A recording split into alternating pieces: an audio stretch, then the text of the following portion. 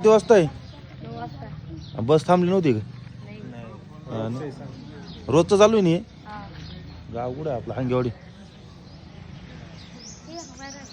या हांगेवाडी गाव आहे भावांनो. याची पुढची स्टोरी तुम्हाला सांगतो लगेच 5 मिनिटांमध्ये. तर जय महाराष्ट्र भाऊ. तर भावानं तुम्ही ती व्हिडिओ पाहिलीच असेल, ती आमच्या हांगेवाडी गावामधली आहे. तर भावानं सीन काय माहिती आहे की पोरणला शाळा राहते 9:30 शाळा राहते आणि आता 9:30 वाजून गेले आणि 8 वाजता ते पोरं स्टँड म्हणजे आमच्या हांगेवाडी गावामध्ये होते आणि ती बस आहे ना म्हणजे 1-2च बस आहे. आता त्यांना डायरेक्ट 10:30 वाजता गाडी, ती पण टायमिंग वगैरे येत नाही. मी मागच्या व्हिडिओमध्ये पण सांगितलं होतं प्रशासनाने काहीतरी करा, कारण गावागावामध्ये ना जास्त बस पोहोचू नाही राहिले.